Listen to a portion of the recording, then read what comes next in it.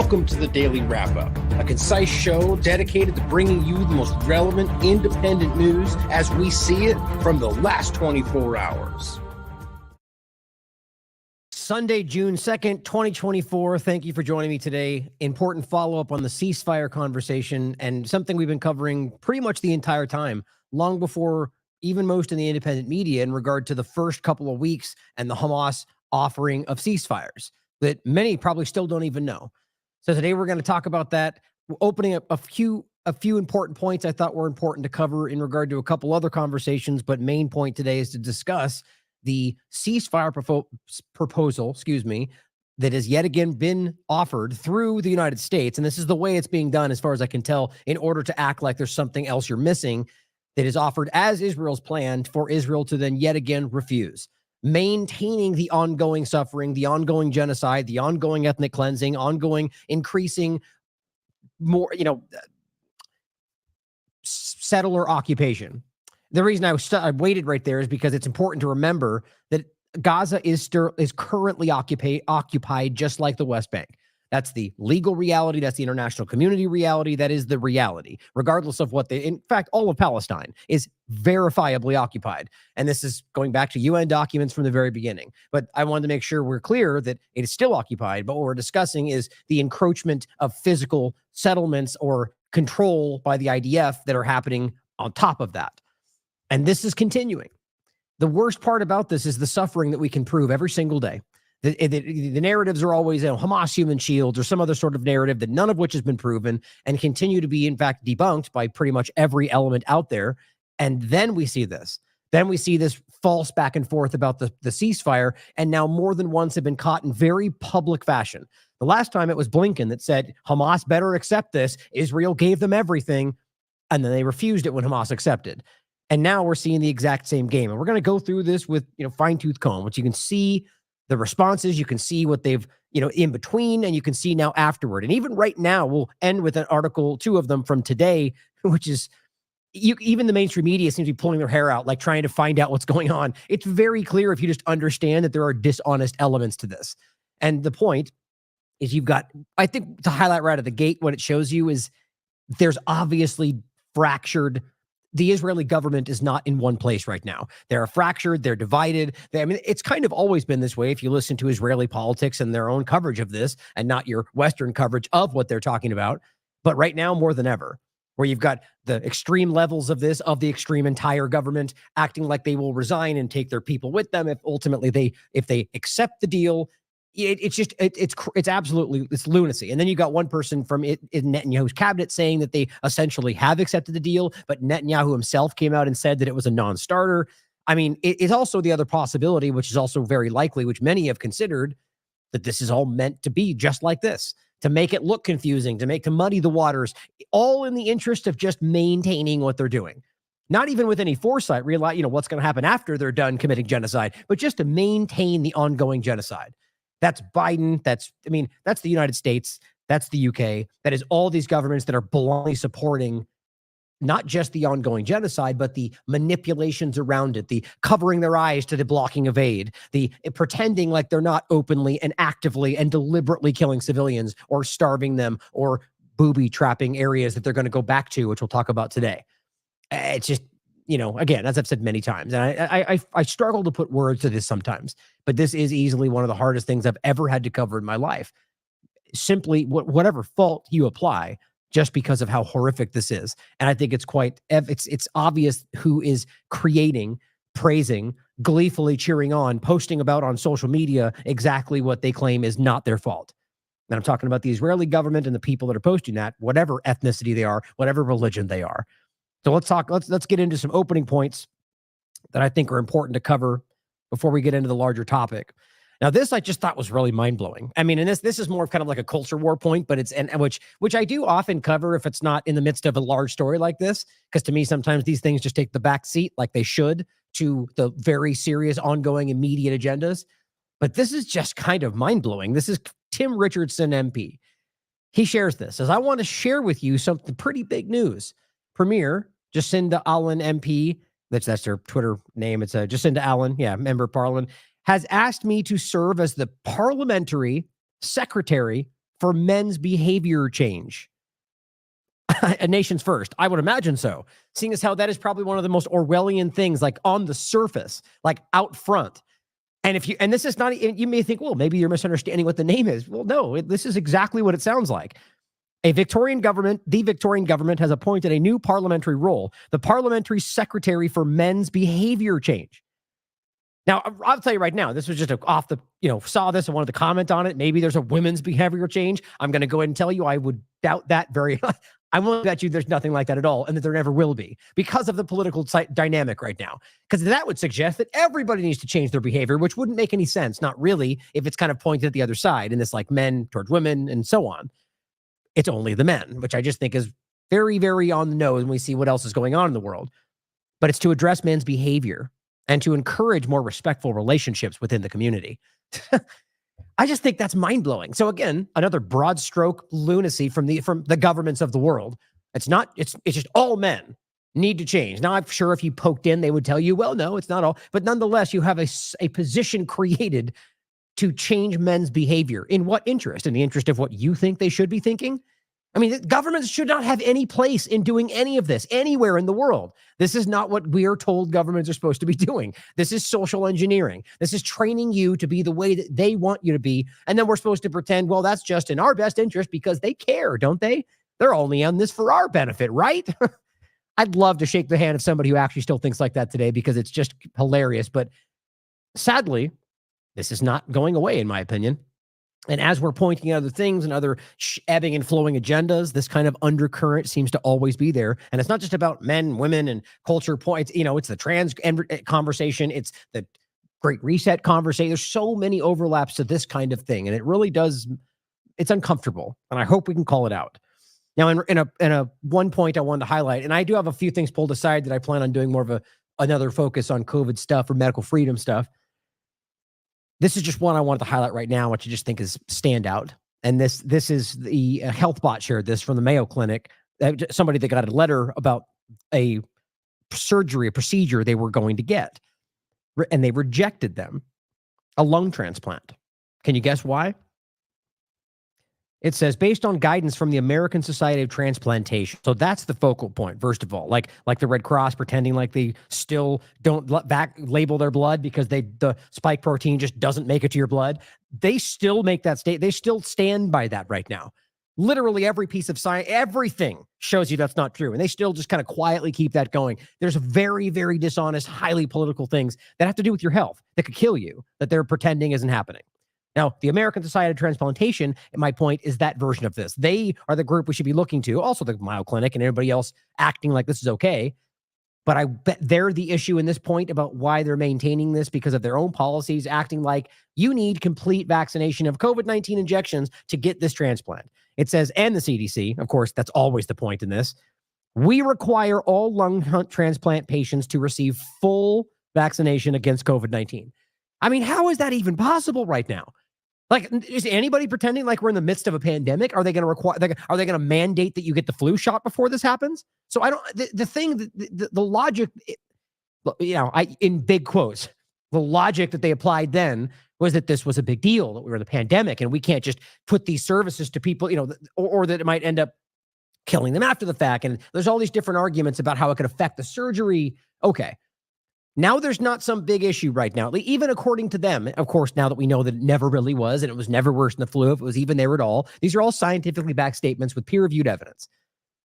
But now they're saying you need a full, which we'll comment on in a second, vaccination series to get the lung transplantation. Well, this is not happening. Well, they're telling you it's over, as the UK labeled it not a major aspect back in 2020 or 2021. Fauci admitted all of this was a failure anyway. Every which way these injections are being shown to cause monumental problems, even which they're admitting, and yet they're going, sorry, you can't have this life-saving thing until you get those dangerous life-ending things that you don't need because it's not happening. This is the political bureaucracy, and there's no way they don't recognize how bad this is. It says if you want to be considered for lung evaluation, you need to first obtain the vaccination and provide proof. So now you not only have to get them, you have to then divulge your personal medical information that you shouldn't have to get a medical transplantation that you clearly need to save your life. Of course, the main point, as the perpetual shadow ban points out, what is even considered full COVID vaccination right now? That's a very valid point. What do they consider? And is it different than what somebody crossed the border, the county line, the next building over considers? Because it's completely up in the air. Was it the fourth? Was it the fifth? Was it only the first two? But no, they mixed that when they brought the new one out. So is it that one plus two more? It's mindless nonsense. And they all are just directing you to get the things. Just go get the things. It's just unreal that we are the ones pointing this out. We're the adults in the room, guys. The people that can recognize how ridiculously disgusting and wrong and unscientific this is, and it still continues. And they're the ones on the mainstream media. They're the ones on all the talk shows. They're the ones telling you that everything is okay. And this is the trust your government, trust the plan. Yeah, and I meant that. Same thing, even if you're looking at it from another side of that angle. That's just mind-blowing. So on top of that point, kind of in the same vein, Chief Nerd highlights another study. Myocarditis and pericarditis only occur after vaccination and not after a COVID-19 infection, according to a recent preprint, and it is a preprint, led by researchers at Oxford University, that classic conspiracy theory platform, right? Which compared health outcomes among COVID vaccine. If those who haven't heard me say that before, obviously I'm being facetious. The point is, question everything. I don't have any reverence towards anything, Harvard or anybody else. They're all shown to have been lying or misled, or question everything, consider all possibilities. The point is that it's funny how we got to a place to where the people that they were telling you to trust are the ones opening the door to the conversation that we were trying to scream about 4 years ago. And remember what happened when the British Medical Journal came out and said it was a problem? And, Brooke Jackson's story, they called it a medical blog, a conspiracy blog. That's how dumb this got right away. A leading medical journal was suddenly a conspiracy blog because they said things that were provable then and are still now. But this is an Epoch article talking about this overall. I think what's interesting about this, here's the study itself. Preprint, May 20th, 2024. You'll get no coverage of this in the corporate media. Effectiveness of COVID vaccine in children and adolescents. The main point of this is not even in the conclusion, which is not new at all, even in the preprint. It simply says there was no, this is interesting first, there was no COVID-19 related deaths in any group. Because obviously there wouldn't be COVID-19 related deaths. I mean, unless you still argue the possibility of getting COVID from the shot, which I haven't seen a lot of evidence for and wouldn't disregard that possibility. But I think the mRNA direction changed that a little bit. The spike protein is its own anomaly. But the interesting point is, guess who also didn't get any deaths from COVID-19? The people they claimed had COVID-19. Why? Because it's not dangerous. It's a less than flu risk if it's even actually there. And I will stand by that forever. Unless we get even more evidence that proves, in my opinion, that it technically did not. I just still stand by the idea of Danny Rencourt's research and the idea that they didn't even need something here scientifically to make it look the way it did. Certainly could be something, but I just find that interesting. Then the main point, it says fewer than 7 COVID-19 related critical care admissions occurred in the adolescent first unvaccinated cohort among both adolescent and children. Myocarditis and pericarditis were documented only in the vaccinated groups, which is not new if you watch this platform, because we were screaming about this in 2021 with a population-based major study. Remember that? Right here. The incidence of myocarditis and pericarditis in post-COVID-19 unvaccinated patients, making sure they did all the bases, a large population-based study. And these weren't fringe, the platform. I mean, a lot of this was in Israel. Guess what? The place that got only the Pfizer shot and focused on that and all this stuff, the best data possible, Pfizer told us. And then, of course, they ignored this entirely because that's science, right? It says, like we showed you then, post-COVID-19 infection was not associated with either myocarditis or pericarditis. We did not observe an increased risk of either in patients recovering from COVID-19. 2021. In fact, 2019, or no, excuse me, that's the wrong one. I was going to say, I thought it was 2021. Actually, it says 2022. I could have swore that was 2021. Maybe I'm just wrong. I sometimes these change, but I guess it would have been there. In any case, 2022. The point is that this has been there. You guys know this because you watch this platform and anybody else that highlighted this all the way back then. And I'm glad to see that the Epoch and Chief Nerd are still highlighting this ongoing research, because it's important to see that it's not just a fluke. It's never been the case. And all these ridiculous platforms and the mainstream corporate channels and that still say these things. Oh, I thought I included it. There was one. So I did. I guess I didn't. There was a clip going around of a person a member of Congress right now, literally sitting on that bench and just rattling off the things that would make you fall out of your chair laughing. like, that the injection saved everybody's lives, and without that, everybody would have died, and it was so dangerous, and never, like, literally one after one after just all of the things that have, like, their own scientific research has now proven are not correct. Benefits don't outweigh the risks. It's not as dangerous as they say. I mean, everything. And here he is in 2024 in May, rattling all this off like it's understood in fact. It's what they do. They're re-cementing the narrative while we're looking elsewhere. That's what they do. So my point is that this stuff is going to continue to roll forward, even as we know that they're wrong. And they know that they're wrong in some cases, or they just don't care. That's politics for you. On a note of food, I thought was important. Jeffrey Tucker highlighted this. Yet another organic farm that raises, grows, and sells the old-fashioned way, the way it could be, has had its products seized and is now under a cease and desist. This is Nourish Co-op. So if you're around them in Michigan, I believe, and you want to support them, they need your support. I don't know how you can work around that, really, but this is the disgusting part and the terrible reality of our authoritarian government. You're not allowed. You got to eat the food that we give you, the way that we want to have it. And speaking as them, I mean, not as the people, right? But freedom, though, freedom. But you can't have that, or you can't collect this, or you can't collect rainwater, you can't grow this in your front yard. Like arbitrary, completely unconstitutional things. This is not about keeping you safe. It's the same idea of going after raw milk and all the rest. They have all these arguments about safety. Okay, fine. You can argue that it may be dangerous. Let people know. Let them make their own choices. That's freedom. You can get sick from that. Okay. It's this idea that somehow that if you get sick, it's their fault. That's not the way freedom works, guys. They're using your own insecurities to push you in a position where you have less freedom while they're screaming freedom. The point is that this is what they're actually pushing now. And the last point of this open, it says U.S. government's top dietitians found limited evidence ultra-processed foods can cause people to gain weight faster than any other food. The limited, so that doesn't mean they're saying it's not real. It says ultra-processed foods do not cause obesity. Says U.S. government's top diet advisors. Well, gee, maybe you should get some other advisors, because this is the most insultingly stupid, insultingly irresponsible thing that I've seen come out of their top advisors in a long time. Go eat McDonald's every day. You're good. It's not a problem. I mean, this doesn't even get into the idea that there are clear and provable major health side effects to only eating processed foods, whether or not you argue it increases your weight. But it does, though, and it's easy to verify. But this is the same thing we're seeing while they're going, but you can't have that fresh natural food over there. Go eat this processed food that will tell you is completely okay. It's really mind-blowing, guys. But I just want to make sure you saw this stuff, because I think it's important that these things are happening. One other point on propaganda, which will bring us into the opening point about propaganda for Israel. This is just hilarious to me. Defense of Ukraine. With the gray check and everything. Just showing you yet again who your governments, most of them in the world, but right now I'm speaking to the U.S. audience, supports. The group that lies about rape, that lies about the ghost of Kiev, that lies about almost everything, just like Israel, and they get caught for it, just like Israel. And they just keep supporting it, just like Israel. Because that's who they are, guys. That's who these governments are. Now, you may think there's a couple of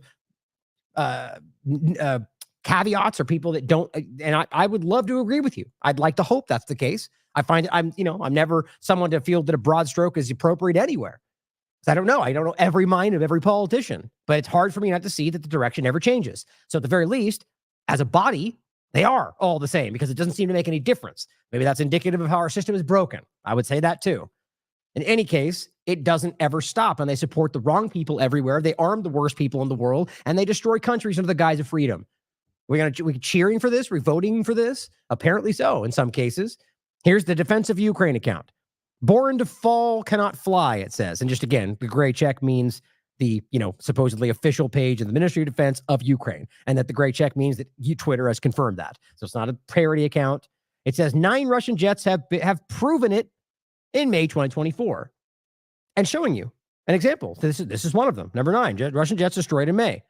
Right? Except that that's not. Or excuse me, this was the archived in case they deleted it. Oh, look at this. Back in 2018. Here's that image. Look at that. Occupation Army, down F-16 pilots. Oh, it has nothing to do with that. And it's in a different place. Oh, it's an Israeli jet. I wonder if they overlap their propaganda. Just in case you can't see, that's exactly the same shot. And here's on the 10i, back reverse search if you want to look at more examples that go even further back, I think. And thank you to Olga for pointing this out. The official Ukraine MOD account presents evidence of shooting down Russian planes, except they use an image that's easy to find online. Sort of like them showing you a book cover from Amazon and pretending it's chemical weapons instructions and acting like no one's going to find that out. That was President Herzog in Israel. It's pathetic. Are they actually this bad at this? Or they want you to see it? I really don't know. But what I do know is that your government continues to support these kind of people while attacking groups that seem to at least be a little bit better, if not the same. I only say it that way because I have a hard time believing any government is actively fighting for your interest. But at the same time, there's people at least not doing this, and they attack them like they're the worst on the planet while aligning themselves with the ones that are really doing the things that we can prove. This is your government for you. And speaking of propaganda, let's talk about that from the Israeli side. I actually am amazed that this is still being used, not just from randoms online, but high-level accounts, whether they're media, whether they're direct government accounts, that are still making arguments that we have proven, that they have proven, that their own government has been forced to admit, that their media has broken down, are lies from top to bottom, both on the fact that there were the amount of people, like 40 beheaded babies, for example, that you can prove there weren't even that many babies that were capable. They lied about it from every which angle. The statistics, the metrics, the fact that they didn't see it, that other people came after and said it didn't happen. Everything, to the idea of the baby in an oven or the baby cut out of the woman's stomach, that the people came later and said, nope, that's not what happened. And Haaretz has broken this down in fundamental lies, based it on every angle, testimony, and what was possible.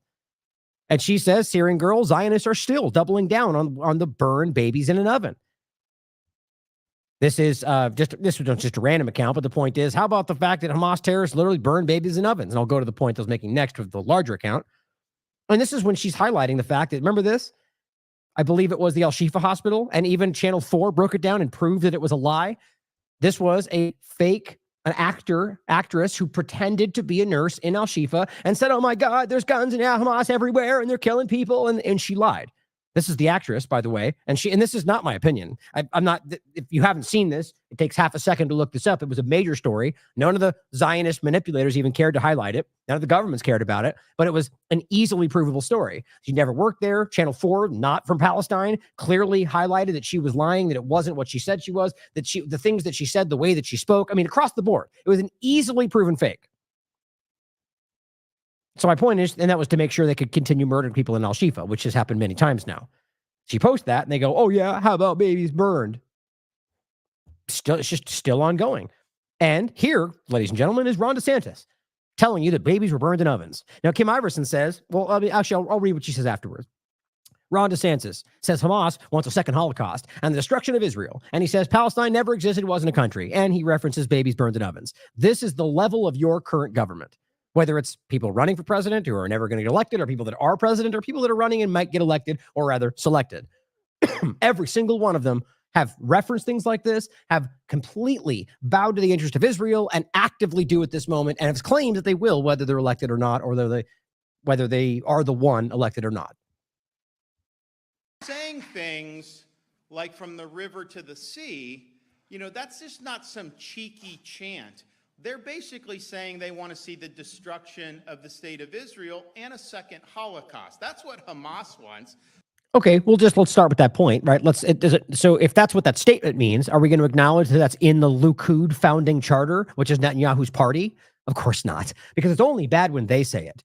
Except the difference is when they say it, they're saying from the river to the sea, Palestine will be free, which could easily mean kill everybody, I guess, in an abstract way, or just that we want to be free. Highly more likely in the latter. But in this case, we see Israel, and specifically the leading Likud party of the coalition at the moment, saying between the river, the sea, and the Jordan, there will be only Israeli sovereignty, which is a hell of a lot more specific, meaning there is no Palestinian sovereignty. It doesn't exist, not in this area. So if you want to say that one is calling for the lack of existence of the other in this area, there's only one that clearly makes that statement, and that is Israel. You can argue they mean that, but that's the same as saying when they say free Palestine, they mean kill the Jews. Sure, I guess that's possible. Do you know what they're thinking? How do you know that's the case? How about we can prove that most of them actively and throughout their entire academic career or activism career or with Hamas or whatever else we're talking about have made it clear that's not what they think. And of course, they could still be lying, but now we get into the realm of you just making it what you want despite what all the evidence shows. Here, we're staring right in the face what the Likud party actually thinks. And of course, this is when Elon Musk did the same thing. You're not allowed to say decolonialization, apparently, from the guy from South Africa, which just seems absurd to me, and from the river to the sea. Not when Palestine says it, or if they say it, or just can't say that. It means genocide, he said. Period. And I said, okay, well, here's where it is in their party. Is that a problem? No, nobody cares. They're hypocrites, guys. They're hypocrites lying for Israel. So here, when he says that, he's just saying the talking points. Watch him continue. Why Hamas baked babies in ovens. Oh. That's why they were raping the mothers. That's Oh, why okay. All the things that had been proven to have not happened. Thanks, DeSantis. Way to keep it going. they were beheading elderly people. Nope. Not a single example of beheading. Owen Jones proved this while watching the thing. They told everybody proved that. And he and other journalists came out and said there is no evidence of that. Not in the video, not in anything they showed. No beheadings, no killings of children, none of it. And by the way, Haaretz has followed up with multiple investigations to show you that's not true. He's rattling off lies directly from some kind of list, I imagine, that we know aren't true. Now, he's clearly fallen back in the running for president, but it doesn't matter. These are leading politicians, Israel and the United States, that maintain these lies. People still listen to them. On October 7th. You know, it's interesting. I didn't see those folks protesting Hamas's actions. They were very quiet about Hamas's actions. Now they're just doing and they're protesting this. But I'd also say now they're just doing and they're protesting this. Hey, I don't think he knew where he was going with that. His point is, oh, that's one of the bullet points. And then I'll just rattle off and change direction. The point is, you're supposed to go, they didn't care about the 7th. They didn't care in Iraq. They didn't care in the Sudan. Well, yeah, we all did, though. And that's not true. And on the 7th, a lot of people, including almost every one of these people out there protesting, were highlighting that civilians were killed. You know why? Because they care about human life. I'm not saying every person out there because I'm not going to broad stroke, but I know these groups and what they claim they're fighting for. Now, they could be lying. That's always a caveat. My point is, for him to say that they didn't care, they've claimed otherwise. It's like when they say the UN never called the release hostages. Yeah, they did.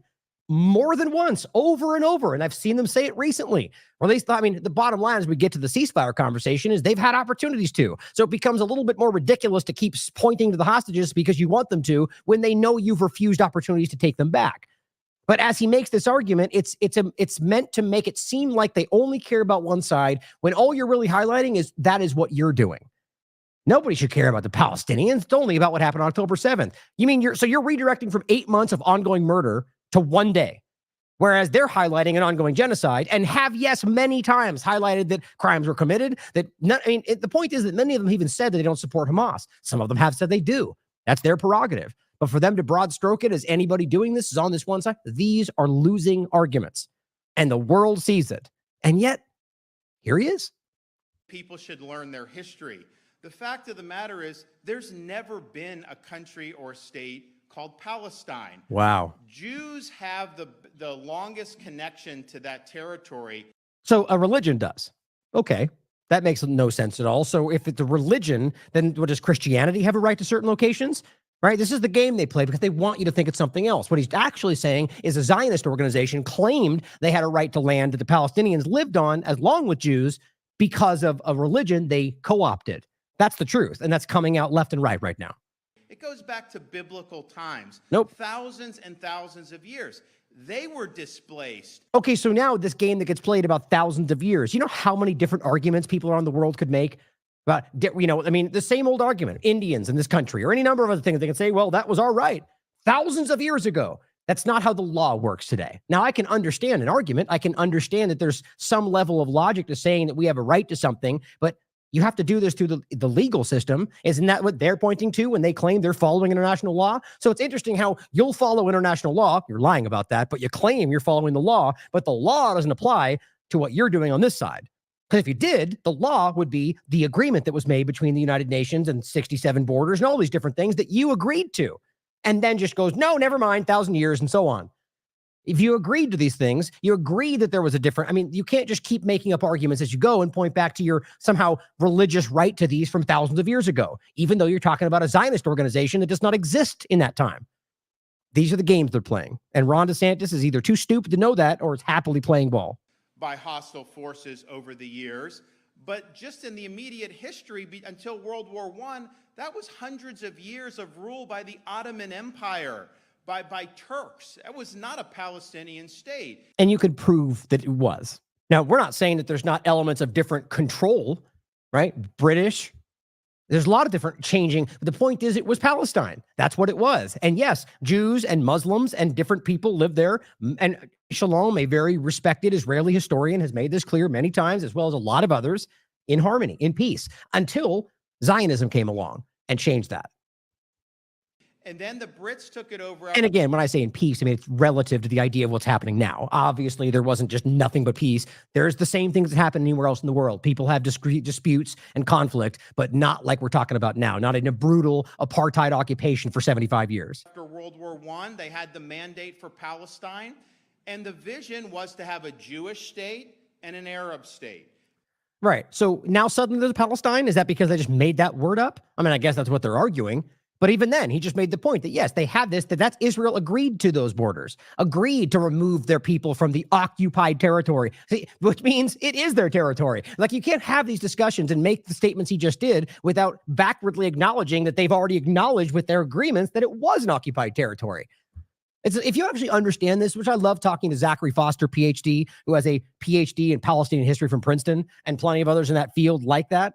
It's because they can talk circles around this and prove to you with documents and history that they all know this. They've already agreed to these things. They just water down the past with screams of racism and anti-Semitism. And in the UN, after World War II, adopted Jewish state, Arab state. Jews accepted it, founded modern Israel. The Arabs rejected it and went to war against Israel. No, see, I mean, this is so embarrassing. I mean, this is my point, is that most people, even people that support Israel, know that's not true. The idea being that they never met the obligations of that 67 discussion. And I mean, this goes back to many different examples of them provably, as we now know, funding Hamas later to make sure they were divided, things just like that, making sure there were poison pills and agreements that they would never accept. That's been publicly stated now, that's been leaked. Netanyahu in the past more than once. They never wanted this to ever happen. And the point was that they never met their obligations. And then they further encroached on that territory they claimed was supposed to be theirs. So that's when the Nakba happened, when they were removed. The catastrophe. To act like this was them just attacking them because they don't like who they are is, guess what? The same thing they tell us about the war on terror. They don't like your freedom. They don't like your religion. It's the same game. And guess who's involved in driving that to reality? Israel. War that they lost. So Kim Iverson says there was never a United States of America either. Imagine if Britain today refused to recognize us and still made statements like this as if it's somehow legitimate. Right? I mean, it's the same fair point. Right? If the United States, what that is today, was taken from indigenous land in the in what was Northern America. Right? And so if Britain just said, well, yep, you stole from us what was our colonies, so you don't exist.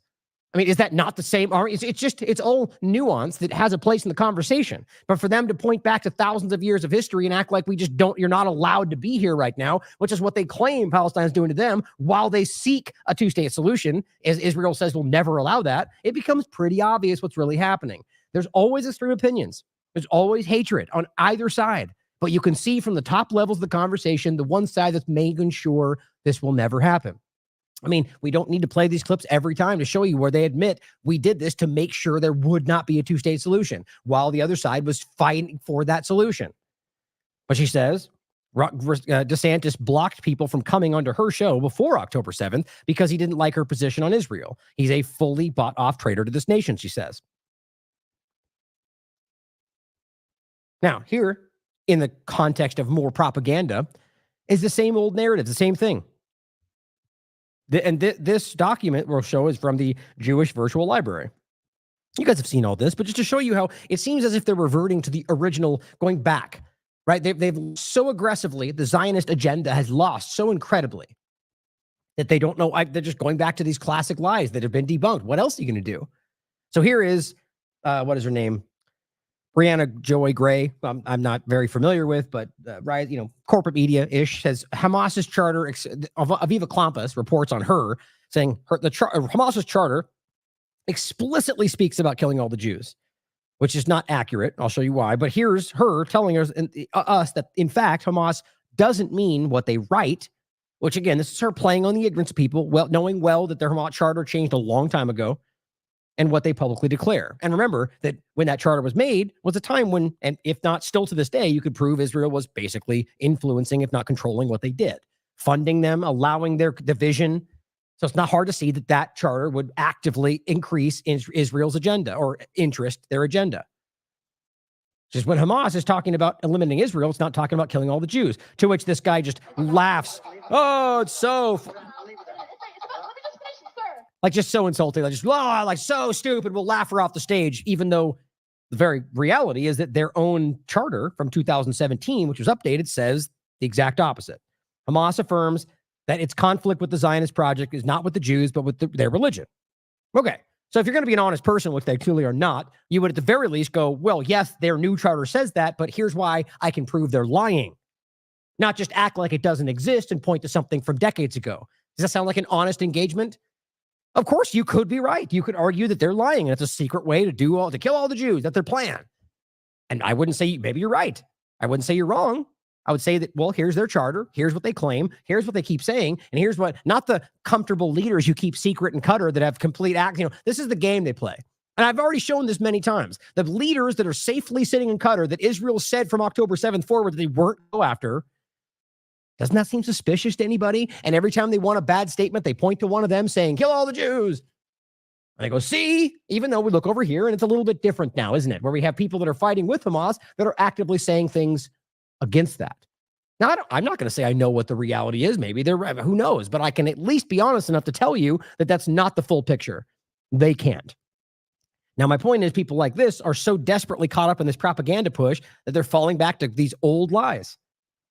Now, here is the other side of this where we have the corporate media suddenly saying the truth. Now, don't forget, we read what Off Guardian wrote, which I think is very important, which is essentially what I think. Right? The idea that this is not what it looks like, right? The idea that the mainstream media does not have a conscience. They didn't suddenly wake up and go, oh man, there's something real happening. I think it's a profiteering opportunist interest in trying to save what they're losing, or at the very least maintain, as Off Guardian writes, the empire's control while getting rid of some of the bad parts that people can recognize. So I'll watch this clip. It's important. Clear. Israel has a right to exist and to defend itself. That is an indisputable fact. But so do Palestinians. And that's a fact that's often ignored. Palestinians are, at best, third-class citizens in the nation of their birth. The idea... that alone is shocking to hear on corporate media. Absolutely shocking. And you can see slowly this has been changing. Step by step, comment by comment, as what Off Guardian call him, the puppy purple-faced controller of media himself, Piers Morgan or something like that, which I thought was hilarious. You see them all slowly changing their tune. If you're to believe they just only now see it, look, let's just even say just October 7th forward changed their mind. Yes, Rafah was horrible, and it has been ongoing atrocities. But there has been so many shocking, vivid, clear, right-in-your-face atrocities from the moment this started for you to just suddenly wake up now. I don't buy it. I hope that I'm wrong. I hope they're finally finding their morals. But even then, we should not just disregard their decades of controlling manipulative media. So either way, support the fact that they're highlighting the truth, but don't fall in line with MSNBC or the rest of them. Just like always, don't trust anybody, myself included. Question everything. Consider all possibilities, including what they're saying, including what anybody else is saying, no matter what religion, what ethnicity, how extreme or not. That's the way it should always be. That it's even remotely controversial to call what Israel has imposed on Palestinians a form of apartheid is laughable. One look at a current map of Israel, Gaza, and the occupied territories conjures up only one other example: apartheid-era South Africa. The Israeli government, on an ongoing basis, declares parcels of land on which Palestinians live to be either of military or archaeological importance, causing residents to be evicted. Sometimes there's a court case, and almost always the Palestinians lose. Yet months or weeks later, that same important land suddenly becomes home to a brand new Israeli settlement. As more and more Jewish settlers take over land on which Arabs live, the occupied West Bank becomes de facto more Israeli, and in the explicit hopes of the Israeli government, more Jewish. This is a long-standing attempt. Now, one of the things I'll always highlight right there, and this is what I think is the real meaning of this, around from saving face or trying to not lose everything to the lies we can all see, within that, you'll always see the half-truths. So it's just the West Bank we're talking about? Is that at MSNBC, not Gaza? Oh, yes, because they pulled out of Gaza in 2006. Oh, is that the reality? No. No one in the international community at all, UN or anybody who has any standing in the idea of occupation, has ever, it's provably still occupied. In every possible way you could prove that. Just narratives coming from these people does not change the on-the-ground reality. In every way, they still control Gaza. You don't have to be boots inside the area to consider it occupied. The point is that his statements there, in some people's minds, will end up solidifying the idea that it's only the West Bank, because Well, he's giving you a lot of truth. Those are the most dangerous lies, buried in 99% truth. So just keep your eye out for that stuff as well. Deliberate attempt to force Arabs who have lived in that land, sometimes for hundreds of years, out. It's an attempt to dilute their presence, because to have Arabs as full participants is, in the opinion of the Israeli government and their courts, diluting Israel. True. Many times they've Just prior said to the that. pandemic, I toured many of the contested areas and homes from which Arabs are being pushed out, both in Israel proper and in the occupied territories. Palestinians don't control the... It's funny, he said territories with an S right there. So just maybe he doesn't even realize that applies to Gaza when he says that. important parts of their lives. Palestinian families are refused permits to build or renovate their homes. When they connect their homes to the municipal water supply, Israeli soldiers sometimes cut the pipes. Yep. When they attempt to harness solar energy because their homes are not on the grid, Israeli soldiers literally come and remove solar panels from their homes. Because they're not on the grid. Because that's normal, right? You just get boxed out of the grid. And it's not like they just choose not to be a part of it, guys. Like, these are the most incredibly obvious things in the world. This is why, for someone like Robert, this has been an infuriating process, or many people like Electronic Intifada, or these platforms that have been dedicated to highlighting these things, because it's so stupidly obvious. And yet you just get screams of racism and your powerful governments falling in line because of many reasons, including compromise, because of bribing. There's all sorts of things. Like, the Epstein network was not a fluke, guys. This is why that's how these things work. But I just think that's important to recognize, that these things are transparent. And again, he's still talking about only the West Bank. I spent an hour and a half traveling alongside an elderly Palestinian woman who was being transferred between 3 ambulances from Gaza to the no man's land in between, and then into Israel to get cancer treatment. 3 ambulances over the course of 1 mile, more than an hour to cross the border. That's how Gazans live. Without medical treatment because Israel prevents it.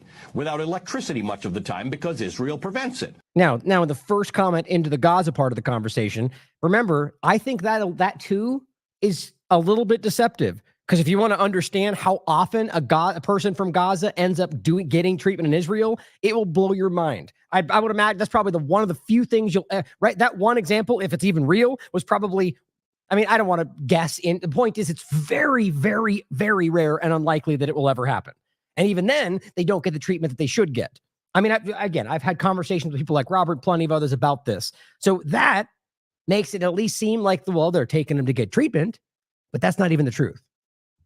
Without the ability to fish in the Mediterranean Ocean because Israel prevents it. Without an airport or a seaport because Israel prevents it. Like Israelis, Palestinians also have a right to exist and to defend themselves. But there is no one willing to help them do that. Not the Israeli courts and not the U.S. government. Well, I hate that statement, because that's not true, right? There's a hell of a lot of people. Ireland, South Africa, all the people on people like us. Now, he generally means governments, I said, but he said no one willing to help them. But that's still not even true. There's governments out there that have been actively fighting for this, right? So I guess it's only anyone is Israel and the United States, which is typical for the U.S. media's perspective. What the U.S. also shares with Israel is the belief that Hamas, the political party that governs Gaza, is a terrorist organization that calls for the destruction of Israel. It's not even accurate to simply say Hamas runs Gaza at this point. It's not. Hamas is supported by the majority of Palestinians in Gaza. Nope. They're supported. They got a plurality when they got the election, which was 46%. And since then, that has diminished a lot. Now, there's a lot of different overlaps to who they support today. But as the point that Robert's made more than once, there's a lot of different groups, and they support the resistance. But when it comes to who they would elect, apparently it's completely multifaceted. But this is the narrative that continues to, in a quiet way, make it seem like they support the terrorists. Hamas may not be in the best long-term interests of the Gazans, but peace hasn't really worked out for them. Faced with an Israeli government which pens them into what has been called the world's largest open-air prison, they have chosen a government that most of us wouldn't prefer, one that is not given to negotiation and moderation and respect for its neighbor. Israel needs a new approach to the Palestinians, and America needs a new approach to Israel. After more than 7 decades of not just being deprived of land from which they were evicted, Palestinian frustration runs deep. It may be worth going deeper than what you may hear inside your bubble and understanding the depth to which the Palestinian people are subject to apartheid in their own land, deprived of basic necessities, and subject to relentless civil rights violations. This is not a secret. It's out there for you to see. Right. You just have to look for it. Right. And so again, my point is that even though that is like a crazy as it sounds, like a 10% watered down truth.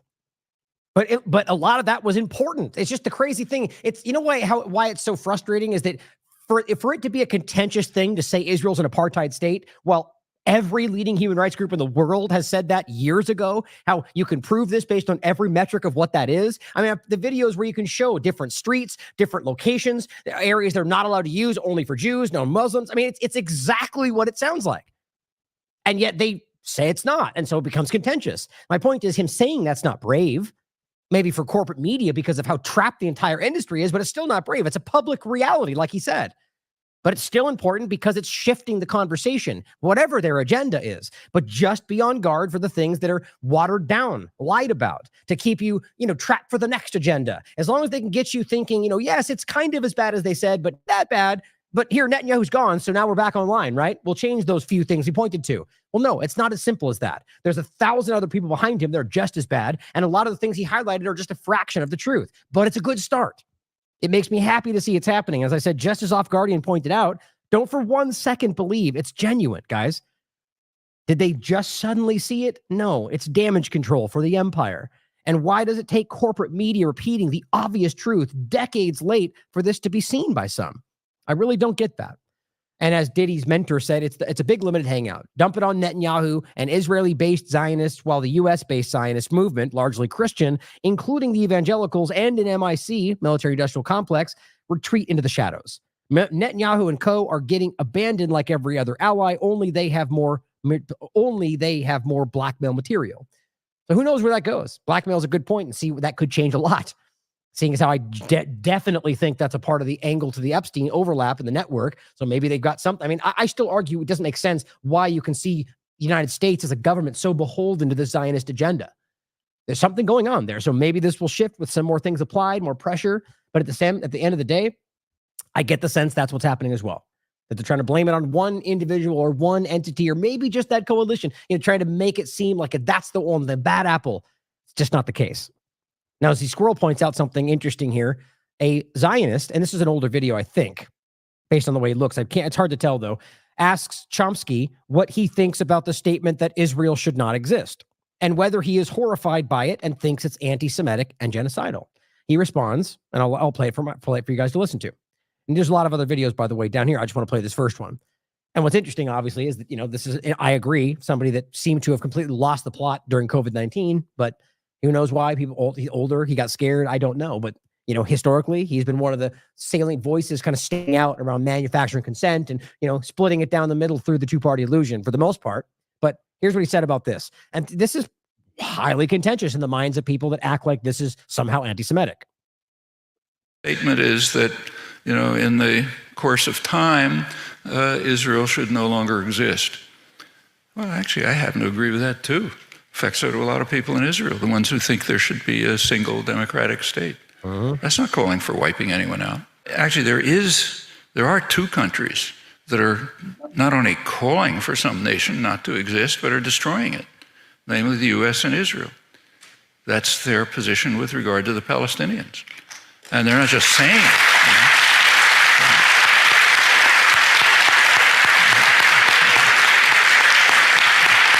You know how nice it is to hear the truth, right? The easily verifiable truth, because that's what they've said endlessly from not just October 7th forward, but as far back as you can look. And it's been lied about forever, right? I mean, I'll just play the beginning of that clip that I've shown you many times just to trigger that in the memory of people that have already seen it. Don't forget, this is an old clip. And this is an Irish member of parliament that's trying to call this out, that nobody's wanting to listen to, that this is how they think. This has been a long coming reality of, coming to terms with this. This is the defense minister, Moshe Yaalon, talking just a couple of weeks ago. Israel is going to hurt Lebanese civilians, to include kids of the family. We went through a very long discussion. We did it then. We did it in the Gaza Strip. We are going to do it in any round of hostilities in the future. That's the defense minister. This is the military chief of staff, Benny Gantz. The next round of violence will be worse and see this suffering increase. He headed up the military assaults on Gaza, the last two. This is the Minister for Education in the Netanyahu government. There will never be a peace plan with the Palestinians I will do everything in my power to make sure they never get a state. He also said, if you catch terrorists, you simply have to kill them. I've killed a lot of Arabs in my life, and there's no problem with that. Right. Conflating Arabs and terrorism to clearly state, many of which are currently in this coalition, that they'll never allow a two-state solution. You know, all these are exactly what you're now hearing, not because it's new, because they're admitting it for some reason, but acting like it is a new opinion. But it's been there the entire time. And really, I also played that because I decided I do want to play the other one of these, but I'll finish this clip. I stress, they're not just saying it, they're doing it day by day. Right. That's the meaning of the policies that are going on right before our eyes in Gaza and the West Bank, which we are supporting and paying for. Right. Here's another one. And it's the same point. I'll just read really quickly what he says.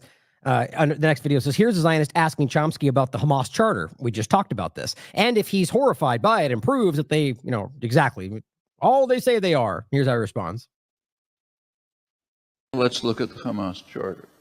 The Hamas charter was written by maybe half a dozen people in 1988 at a moment of an extreme Israeli attack on Gaza. It has no status. They've repeated over and over again that it doesn't apply anymore. And if you're interested in charters, why keep to that? Take the governing party in Israel, Likud. It grew out of Cherut. That's its ideological center, Begin's Cherut, Netanyahu's Cherut. Its position, never changed, is that the land of Israel, that the entire land of Israel belongs to the Jews. That includes today's Jordan, okay? In fact, the old slogan was, both sides of the Jordan. That's ours, and this is too. They've never changed that. So that's their charter. Did anybody pay attention to it? Of course not. Then came the January election, and Israel intensified its attack with U.S. support. After that, there are repeated attacks, Israeli attacks, and ceasefires agreements. Every ceasefire agreement is approximately like what I read. What happens is Israel completely dismisses and disregards it, right, and maintains the siege in violation of the ceasefire, increases the violence. Hamas lives up to it, and Israel officially accepts that agrees to that, until some escalation of Israeli violence leads to a Hamas reaction, and then another episode of mowing the lawn. Exactly. And remember, that's the Diharia, that's what mowing the lawn, I'm mispronouncing it, but that's the doctrine of, occasionally collectively punishing them just to keep them in place. Right. And the idea that what he just said, in case you missed it, is that Israel does something, acts, bombs, shoots, murders, destabilizes, displaces, and causes Hamas to respond, usually with a rocket that lands in a field somewhere. And they go, oh, see, they're violent and we can't deal with these people. It's happening right now in front of you. And this is a long time ago. He's making this statement. Not long, not before October 7th. That's been going on since November 2005. Hamas is not a nice organization. They do a lot of rotten things. That's for the Palestinians to worry about. But it has nothing to do with us. If we were supporting Hamas, nothing, zero. If we were supporting Hamas, it would be our problem. But we're not. And what they do is for Palestinians to deal with. What we deal with is what we are doing, which is supporting massive criminal operations all over the region, blocking peace. That's for us to be concerned about. So the same point we make about the COVID thing with other stuff, or even Republicans not supporting the resistance against this genocide because some people have pink hair. It's like the idea that many would dismiss what he's saying because of his stance during COVID. The idea is that something that is accurate is not suddenly not because he said something wrong before. That's the idea. Question everything, consider all possibilities from every source. What he's saying there is a verifiable fact. It's important to understand that. And the point is he's either wrong or lying about something else. It doesn't make that invalid. And it's very easy to see. Now, into the ceasefire conversation, because this is important, because that all built up to that. Everything you just heard, the lies about previous ceasefires, the lies about what they're actually doing. And so here's how this actually started. I think this is really important to see. So on May 31st, you've got, and I use the usual suspects because they pop up my feed all the time because I happen to see them. It's kind of a building, it's a little algorithm thing. The more you highlight, the more it pops up in your algorithm, and the more it becomes. So it's not just Aviva Klampus and Eli David and Elon Levy. There's a lot more of them out there doing it, but these seem to be, at least my opinion, some of the most prominent and constant, incessant propagandists for Israel. And she was the UN mission of the UN for Israel. And here's what she said. And this on May 31st. Now, remember, if you haven't seen it already, Israel has dismissed and ignored and rejected the thing they offered through the United States to the Hamas for the second time that I can prove. Now, before that, they've rejected things that were, that they would have taken, or that they would have been pressured to take by their own people had they knew it was happening in the first couple of weeks. Remember, there was deals that were basically give us back all of our people and we'll give you back all of ours, or one that was we'll give you back everybody if you just stop the invasion of Gaza. Those were two provable deals now. Of the 11, I think 12 now they've been offered that Israel has refused, including the very last one, which we'll come back to again, where this was on the May 7th, Robert wrote this. Hamas agrees to the ceasefire. Israel attacks Rafah in response. That's after, of course, they had been told not to. And of course, at this point, it was a deal that they offered that Blinken had said they better take it. Israel gave them everything. And we talk about it all in this article in my coverage on the Daily Wrap-Up.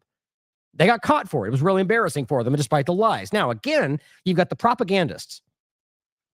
When this was being offered by Biden as if Hamas better take it, Aviva Klompas says, speaking to the nation, President Biden outlined a hostage ceasefire deal, because the whole game that her and Michael Rappaport and the rest of the people play, bring us back the hostages. We want the hostages. And now, weirdly, they're not talking about that right now. They're going, we can't make a deal with Syria because they're bombing us. It's like, okay, doesn't that seem counterintuitive? We'll get into that. But she says, speaking to the nation, he outlined this deal. And it says Hamas should take it. The deal has 3 phases. Phase 1, 6 weeks of ceased hostilities. And my point on top of this is to show you that this is a ridiculous deal for anybody, but Hamas is calling their bluff. 6 weeks of ceased hostilities. That's the main first phase. Number 2, the release of all remaining hostages, including male soldiers, Israeli forces from Gaza, and so on. Number 3, the reconstruction plan for Gaza and the release of final hostages. Oh, you know what you don't find in there? Any more than 6 weeks of stopped hostilities. Because they keep telling you, we will not stop until Hamas is destroyed. So the idea that they're going to give up every piece of leverage they have for a 6-week ceasefire, and then Israel's going to go right back to what they said they're going to do, is ridiculous to me. Whether or not you support any side, the point is that's just from a logistical, logical standpoint, that doesn't make any sense. Yet they took it, though. And they said, we agree. And Israel freaked out and said, no, never mind. We didn't have anything to do with that, or whatever their narratives are spinning up and down, the lies that get thrown out before they settle on certain lies. So my point in showing you this is clearly, even people like Aviva Klompas were going, they better take it, because they thought they would say no. Here is what she said right after that. This was 2 minutes after she tweeted that. Speaking directly to the Israeli public, here's what Biden said. So my point is, she's clearly putting this out to the world. Biden was talking about this, Hamas take it. And that is her sentiment online. To the people of Israel, let me say this. As someone who has had a lifelong commitment to Israel, which he's made very clear as a Zionist himself, as the only American president who has ever gone to Israel at a time of war, as someone who just sent U.S. forces directly to Israel when it was attacked by Iran, this game they play that we're not boots on the ground. It's stupidly obvious that we are, or they are, the U.S. government. She goes, I ask you to take a step back and think what will happen if this moment is lost. Meaning, if Hamas doesn't take the deal, if we can't make that happen. Because that's where this is right now. It's been offered. He goes on, you can't lose this moment. Indefinite war in pursuit of an undefined notion of total victory will only bog down Israel and Gaza, draining military, economic. So the point is, she is somebody who's been screaming and maintaining this illusion to keep this going, but using the dynamic of, we want the hostage back. That's all we want. And so this being shared is seeming to suggest that she's agreeing with the sentiment, right? That, well, we don't want indefinite war. We want this to end. We want to, and it's not going to help Israel. We just want the hostage back. Hamas better take it. That's the whole point. Saying that will not bring the hostages home. That will not bring an enduring defeat of Hamas. This will not bring Israel lasting security. Okay, so you see where this is going. Here's President Biden, again, on the 31st. An hour after that post, saying Israel has now offered a roadmap to enduring ceasefire and the release of all the hostages. Interesting, right? Even though the path to enduring ceasefire was a 6 week of pause and then hostages, which we all know how that would end up. But regardless, he says yesterday this proposal was transmitted to by Qatar to Hamas. Yeah, because they're working with Qatar, who is keeping them in safe area. I've made this point many times. It's just so obvious to me. But he goes, today, I want to lay out the terms. And it's what we just highlight for you. Well, phase 1 says a complete ceasefire. But my point is that they've, on the things that we can see outside of this graphic, seems to suggest from Israel's side that it was never a permanent ceasefire. Even then, you can get these kind of up in the air points that don't seem to align. In any case, withdrawal of Israeli forces, release of some hostages. Then it says a permanent end to hostilities, major reconstruction plan for Gaza. So the asterisk right there is the disagreement about whether it's permanent or not. Either way, the point is this is Israel's plan that they offered and Hamas accepted. Now, this one is from the 31st. Biden announces new ceasefire plan for Gaza. President Biden on Friday announced what he said was a new Israeli proposal that, if agreed to by Hamas, will lead to a permanent ceasefire. Seems pretty damn simple to me so far, right? Okay. Here's what Obama said. Today, President Biden, and this is on the 31st, about 20 minutes after that post, Biden said, put forward a clear, realistic, and just plan to establish an immediate ceasefire, which is not even what Biden said or what Israel said. But so now we got three semi-different versions here. A plan that ensures, returns hostages taken on October 7th to their families, increases aid into Gaza, and relieves the suffering of Palestinian civilians. Don't you love how they frame this? Such a slant to the one side and saying they get their families back and they'll get, and then, and we deal with the Palestinians. They alleviate the suffering. You mean the ongoing genocide and starvation and murder and it's just funny the way that they frame this. It's disgusting. And engages Israelis, Palestinians, Arab countries, and the broader international community, blah, blah, blah. A ceasefire alone won't ease the terrible pain of Israelis who lost loved ones and butchered or lost or butchered by Hamas, or the Palestinians whose families have been shattered by the war. See my point? The idea that what we're talking about here is that the ceasefire alone won't ease the terrible pain of the Israelis and they're butchered and abducted by Hamas, or the families that were shattered by the war in Palestine. Like, that's your equivalency right there. 1 day of acts that included the IDF murdering people versus 8 months of just indiscriminate murder in plain view, and it's families that have been shattered by the war. Like, these people are completely compromised or completely ridiculous, and both probably. It won't resolve the longstanding conflict between Israelis and Palestinians or answer contentious issues surrounding a two-state solution. Like, that's, you mean the thing that they've screamed they'll never allow? The way that they pander to these people is ridiculous. Or continuing settler activity in the West Bank. Oh, you mean them raping, murdering, pillaging, destabilizing, destroying homes, burning orchards? And he acts like that's some kind of anomalous effect. That is completely endorsed by the Israeli government. They've been given official capacity. But let's just kind of sidestep that by, activity. But what it can do is put a stop to the ongoing bloodshed, help families reunite, and allow a surge of humanitarian aid. Right. Bloodshed that's very one-sided that we'll leave out of that conversation. It can save lives here and now. It can lay the foundation for what it will be a lifelong difficult road, or a long and difficult road to a future in which Israel is secure and at peace with its neighbors. And Palestinians finally have security, freedom, and self-determination. That's not even remotely what that brings into the table, guys. The guy, and again, very slanted. The Israelis will get everything they've always wanted, and Palestinians will have security and freedom. But not, though, because that's not what it says. And Israel has maintained that they have control over everything, including who will be in power, which is not democracy, is it? It's just so insulting. It says a tragedy in Gaza has unfolded over the past 8 months. A tragedy. Some mishap that we can't define. Isn't that crazy? We've witnessed an often fierce public debate here at home and around the world. That should be something he follows with him for the rest of his life. As the tragedy has unfolded in the past 8 months, like, that's the way you sum that up. Regarding how the United States should respond, it says, but no matter where each of us stand in these broader debates, an enduring ceasefire is something we should all support. For the sake of Israel, Palestinians, and the world at large, I am deeply encouraged by the steady, tireless efforts of Biden to bring this to an end. Okay. Now, Asal Rod points out and this was on the 31st, mind you, the game that was already being played, right? So the news came out. Hamas states it views Biden's proposal positively, right? So Hamas basically says, we think this might actually work for us. Israel says, we will continue the war until our objectives are met. Okay, wait a minute. That doesn't sound like you're on the same page. Hold on. And then, of course, Western officials come out and say, Hamas needs to accept the deal. So right out of the gate, they were like, it was either completely divided within the Israeli government, or they were actively doing what they've been doing the whole time, which is ensure that they won't take it regardless of what happens. And you can look at their own tweets. Hamas needs to take the deal. Hamas should accept the deal. That's Blinken. That's Biden. That's everybody. It's up to Hamas. Hamas must accept it, David Cameron says. And they did. And can you guess what happened? So they refused, as you well know. And as Ali Abunimah from Electronic Intifada wrote, as predicted, Israel has adamantly rejected its own offer to itself and is now cutting off negotiations and diplomatic relations with itself in order to send itself a strong message. Israel will not surrender to Israel's terms. I mean, that is the best tweet of the day. I mean, that is perfect. They said it's a non-starter, the deal that they offered. And again, actually, to his credit, he earlier, before they even said that, called it out. Israel will reject what Biden described as an Israeli proposal. And he said, right, there it is, as I predicted. And I said the same thing, just as many of us predicted, since the Israeli government has said repeatedly that there will be no end until Hamas, read Palestinians, is destroyed, and because they've already done it before. And that's the article we've already covered. You know, this is undeniably true. They've already done this. The fact they think they can just keep doing this is incredible.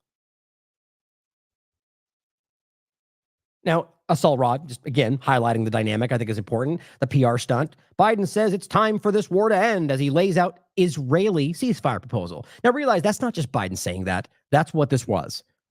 And then AP, Israel describes a permanent ceasefire in Gaza as a non-starter, undermining Biden's proposal. Okay. So that doesn't make much sense, does it? Until you realize that they were never planning on accepting it in hopes that Hamas would say no. Asal Rod highlighting this. This is on the 1st, the next day. Biden, and this is how it went forward. Biden unveils Israeli ceasefire proposal. Western leaders call on Hamas to accept. Media headlines repeat that. Hamas says they like it. Israel rejects the proposal. How does that make sense? When it's meant as cover so Israel can continue to destroy what's left of Gaza. That's what. Tiberius highlights the larger view, which is really important to understand. And we played that clip as well, but that shows you at least 11, I believe this is 12, different offers that their people have been wanting Israel to take from the beginning. And now even plus 972 magazine is calling this out, that they want it. The people of Israel, the families who have the most interest in this, who are still they have family members in Gaza, are saying take whatever they offer if we get our families back. Now, you may disagree from a strategic standpoint, but what's the point to make is that Israel has been using that dynamic, like Aviva Klampas, like Eli Levy, like Michael Rappaport, to make it look like that's the only thing holding it up, is we want our families back, and you're all racist and not allowing that. And then they go, here's your families back. And they go, still, we can't make a deal with Hamas. Just like it was happening in week 1. Remember the argument? We don't deal with terrorists. And they had the pause. And I went right back to him and said, I thought you said you don't deal with terrorists. I'm like, oops. October, Hamas wanted ceasefire and full prisoner exchange. U.S. and Israel blocked that ceasefire. Many of these, by the way, were in the United Nations, vetoing this. November, Hamas wanted ceasefire with full prisoner exchange. U.S. and Israel blocked the ceasefire. In December, Hamas wanted ceasefire with full prisoner exchange. Israel blocked the ceasefire. January, same thing. February, same thing. March, same thing. April, same thing. May, same thing. Biden, today on the 31st anyway, we must end. Hamas must accept the ceasefire deal and full prisoner exchange. You know what's going on. And he says, I swear to God, if anyone still believes a word that genocidal POS says, they need to be studied in the lab so we can understand why they've survived to adulthood without a brain. Now, Censored Man highlights both Gavir and Smotrich, in my opinion, two of the most wildly extreme in this cabinet, or in the coalition, have now said publicly that they will resign from Netanyahu's war cabinet if Israel accepts what they say is Biden's ceasefire deal, which it's Israel's. They've been involved from the very beginning of this. They have also threatened to topple Netanyahu's government if this takes place. So it's very clear to see that and this may not be the only thing. And maybe this is even an illusion. That's possible too. But I think to me, it's very clear that the government is fractured. That Netanyahu is playing this dangerous game on a knife's edge of trying to appease the most extreme people on the planet right now, as far as I can tell, and people that want something else, as he's sort of in the middle. And I find him obviously wildly extreme. But what's most alarming is that he's not even the most extreme in this discussion. And he's using that, he's feeding that in order to maintain power. That's the whole point of the coalition. Now here is Kim Iverson highlighting what the Prime Minister's office said. It says, this is from yesterday. Israel's conditions for ending the war have not changed. Which, by the way, this is our point. They've never made this unclear, or they've always been making this clear. It says the destruction of Hamas military and governing capabilities, the freeing of all hostages, and ensuring that Gaza no longer poses a threat to Israel. Well, the point is the hostage aspect of that, without question, reading that is the most unimportant thing to them. Because if your point is Hamas must be gone, they must pose no threat whatsoever, and until those, we won't take a deal that would bring the hostages home, your point is, well, they're meaningless. They're just a tool we're using, because those two things are going to take a lot of time to establish. Until Gaza poses no threat, this is my point, is they already said the Palestinian Islamic Jihad is a threat. So when Hamas is suddenly gone, that won't happen, they're going to say, well, this much larger group, which is 100,000 strong, is still there. So they're still a threat. So we have to keep bombing. That is what's already happening. And then they go on to say, under the proposal, Israel will continue to insist these conditions are met before a permanent ceasefire is put in place. So this is the game they played from the beginning. They say, sure, we'll take the deal, but you have to do everything first. And did you not hear what Chomsky just said? They set this up every time. So then they can get them to give everything, and they'll just go, a rocket, or they said this, or they're doing that. Oh, we can't accept them. They're terrorists. It's what they've done every single time. It's what the U.S. did with Yemen. It's what Saudi Arabia did with Yemen. It's what they do in every dealing they have. The notion, it says, that Israel will agree to a permanent ceasefire before these conditions are fulfilled is a non-starter. Well, here's the problem, though. The agreement is not that you instantaneously have that, as it even highlighted. These things are stepped processes. And the idea is that the exchange will begin as that gets put in place. All they're really doing is acting like it's absurd for them to agree to this without getting everything they want first. It just shows you how childish they are without even realizing it. And that's the problem. As Kim Iverson says, Israel officially rejects the ceasefire deal proposed by POTUS, which is really proposed by Israel. Meanwhile, Hamas essentially accepted it. The families of the hostage now blame Israel for sacrificing their loved ones for the larger goal, which is easy to see. The goal of ethnic cleansing and stealing Gaza. Now, here are a couple of these articles. This one is from today. Netanyahu aide says Israel agreed to Biden's ceasefire plan for Gaza. It's a very confusing title because the article itself makes it clear that that's not even clear, which I think is funny. So this is, I think, NBC trying to help Israel. Right? I mean, they're trying to make it seem like, well, it's still happening, even though that's not the truth. Can't make the title literally says they accept the deal, even though the first couple paragraphs make it clear that at best that's completely up in the air. I find that ridiculous, but that's pretty much corporate media for you. So June 2nd, it says, add aid to Israeli Prime Minister Benjamin Netanyahu, who, by the way, publicly said this is a non-starter, said Israel had agreed to the framework for Joe Biden's plan. See how this is shifting? They were 30 seconds ago calling it Israel's plan because it is Israel's plan to bring an end to the war in Gaza, though he said it was not a good deal. The deal that you put together with the U.S. government that they all said Hamas needs to take because they gave them everything is not a good deal all of a sudden, even though it says you accept it. I think this is the part of it that's meant to be no one understands what's happening. It's confusing. It's muddying the waters just to keep maintaining their agenda. But it says a deal is yet to be finalized, and while Biden initially called it an Israeli proposal, Israeli officials' position remains unclear. So what's with the title then, you complete? Okay, it goes on to say NBC News has reached out to the Israeli Prime Minister's office for clarification. So should the title be, we're seeking his clarification on what's actually going on? Yeah, that's what you should title it. Appearing on ABC News this week, or called this week on Sunday, National Security Council spokesman John Kirby reiterated Biden's message, calling it an Israeli proposal, because it is.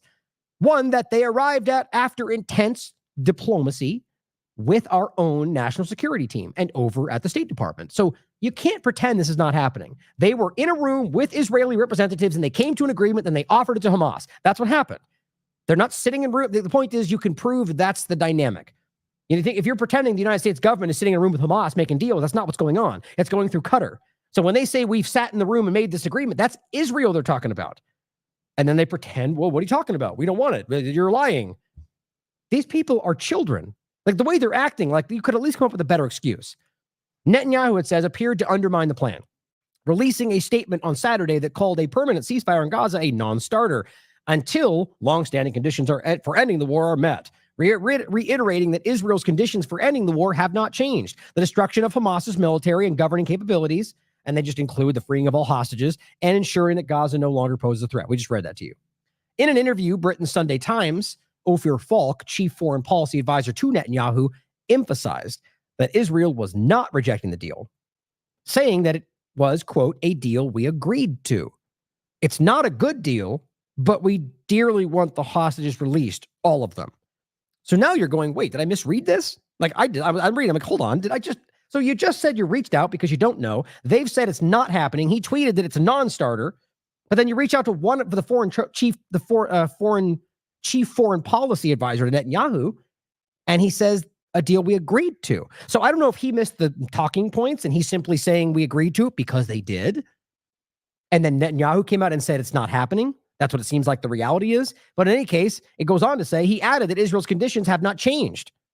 The release of the hostages and the destruction of Hamas. So if the destruction of Hamas is one of your conditions for a ceasefire, well, then that's obviously no is the answer. But he goes on to say, but with a degraded Hamas, quote, no longer capable of carrying out a large-scale attack on Israel like the one carried on October 7th, Biden's plan to recast the end of the war, he made a statement basically saying Hamas is no longer capable of carrying out this large-scale attack, which shows you how ridiculous this is. By the way, in my opinion, that's a U.S. part of that. That's not what Israel's saying. That's not even in Israel's interest. That's Biden trying to make it seem like this is what's changed. Now we can offer this deal because they've defeated Hamas. That's ridiculous. That's a weak effort from every angle. Israel doesn't want a faux response. They're trying to murder Palestinians. So do you pretend like it's done, like you think they're going to take that? Overall, that's not even true. They've been destroyed. Their own people have made that clear. Israel, Haaretz has written articles about how they've already lost. High-level people in their government, both the current and former, have said there's no strategic interest here. We've lost. We don't know what we're doing. So the overall point is, it seems that they accepted it. They've said it was theirs. Then they rejected it when Hamas took it. And now they're just trying to muddy the waters. And this is at the same time, as we said before, that Ben-Gvir and Smotrich, and Ben-Gvir being the leader of the Jewish Power Party, which just makes me laugh out loud every time as we pretend that's not completely exactly what it sounds like, called the proposal a victory for terrorism that would mean absolute defeat and threatened on Twitter to dissolve the government. Should he accept the proposal? Israeli opposition leader Yair Lapid said the threats from Ben-Gvir and Smotrich represent a neglect of national security of the hostages and of the residents of the North and the South. Lapid said earlier pledged support to Netanyahu should he accept the deal. So you see how it's completely fractured down the middle. Quote, it says, there is a deal on the table and it needs to be done. I remind Netanyahu that he has a security network from us for the hostage deal if Ben-Gvir and Smotrich leave the government. But the problem is that Netanyahu has already spoken and said it's non-starter. So that's where we are right now. Now, here's the most up-to-date that I can find. This is as of the last hour. And it says, despite mediators' push, Israel PM not relenting on Gaza truce. So after all of that, after the wishy-washy stuff from the corporate media, after what they just said, after, their own people standing up and saying, we should do this, they seem to be bowing to either the pressure from their extreme far right or that this was always a ploy, which is where I'm leaning. Bottom line is, as of today, as of like an hour before I started, mediators attempting to negotiate the ceasefire have called on both sides to agree, and Benjamin Netanyahu has insisted he will pursue the war, raging with Hamas until it's destroyed and the captives are freed. How can you even make that statement pretending like the captives are freed are part of your actual thought? You just got offered the captives. Your point is we want both simultaneously, which means we'll kill Hamas, and whatever we have left, we'll take, which means you don't care about the hostages. That is the most obvious part of this entire conversation. And if we get into the Hannibal-directed part of this, that becomes shockingly clear. But most of you are very well aware of that. Here's just another angle that this is from Gallant. We will not accept the rule of Hamas in Gaza at any stage. So there's another angle of that. It says in a further sign that Israel won't agree to the Joe Biden ceasefire, Gallant said Hamas must first be dismantled, which goes back to day one. That's the first thing they said. Hostages will have to wait. So they're just cycling through the propaganda while they continue to murder people, including their own hostages and detainees, because both are there. Now, here's what the squirrel highlighted. As suspected, the, quote, deal Genocide Joe presented was just a PR propaganda ploy, and I argue from Israel's side, possibly from the United States as well, to shift blame and keep the Gaza genocide going. But it backfired because Hamas, yet again, reiterated that it was open to it as it's the deal they have been presenting all along, and Israel rejected it. That's the main point to understand, is as it says here from Reuters, Hamas says it positively views the proposal. Hamas confirms it's ready to deal. And just kind of cut to the chase. I'm limited time today. Bottom line, the point is what they're highlighting is that this is the same thing they've been offering from the very beginning. And we already showed you the Prime Minister's tweet. Now, here's where it gets interesting. Going back to what you said first, right? We showed Aviva Klampas saying, free the hostages. That's all we care about. Where are the hostages? Right? Well, weird now that after that just happened and you had an opportunity to get those hostages back, pretending that's the only thing you wanted. And here's what she's saying today, or rather yesterday. Hamas is still a jihad death cult committed to murder Israelis. Hamas is firing rockets. Hamas, that seems to be the central ploy right now.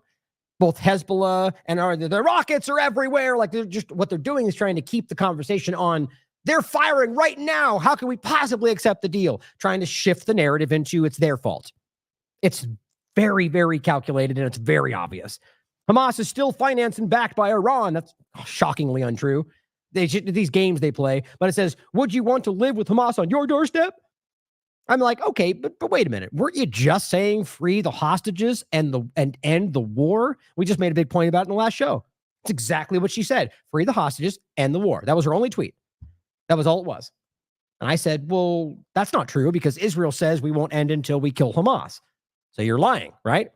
But now, confronted with that, you had the opportunity. Free the hostages, end the war. You're right. And then guess what? They said no. And instead of her going, damn, Israel, you're not doing the wrong thing. You're not ending the war. They just shift into, we can't live with Hamas because you're a propagandist that doesn't care about the hostages or apparently anything. I said, weren't you just saying that? Well, that's been offered and Israel refused when their own deal was accepted. So you dutifully switched gears to Hamas must be destroyed, showing you were only using hostages as a manipulative tool. Arnaud Bertrand highlighting the same thing, right? Biden 14 hours ago. Israel offered a deal. Israel 7 hours ago. Non-starter. Here's same thing in Mr. Rappaport, right? Same thing. Shifting gears as of today and yesterday. What was it? What's he been saying the whole time? Where are the hostages? Free the hostages. Now he sees the offer get refused. And what's his response? Israel, you're wrong. You should have done that. Nope. Look at everybody firing at us. They're all doing the same thing. Mark, look across the board. Every one of them are suddenly pointing at rockets firing, even though most of which you can prove are not even true, coming from Gaza. I made this point many times. I just caught them because that big surge of rockets that were true that you could prove suddenly contradict their narrative. They hadn't been, and that's been proven past the first 3 because they basically ran out other than what they pulled aside. Here, same thing. Northern Israel under attack. And what you think about how ridiculous it is to be bombing these countries, both Lebanon, Syria, Iraq, Israel, or Palestine, Gaza rather. Every one of them. Multiple countries for 8 months been bombing these locations, and really Iraq and Syria and elsewhere for a really long time. And I mean, really just talking about the surge post October 7th, because really all of them for a really long time. And now you're going, we're under attack. Like, imagine framing yourself as under attack after you've been bombing people relentlessly. Like, isn't that by your definition self-defense? How stupid. That's what I said under this, because this was on May 23rd. Here's what he was saying. Don't stop fighting for slow-mo. A guy who's apparently in Gaza after October 7th. Simply saying that here he's been missing, help bring him back. Bring him back now. That's what he's saying. Okay, so it seems like he cares about the hostages, right? Like, that's the only thing that matters. And I said, well, Israel just refused when it was its own deal that was accepted, showing that they only pretended to want them back. Are you going to call Israel out now? Of course not, because you're fighting to save Zionism, not save the hostages, despite using their names nearly every day. It is disgusting when you truly think about it.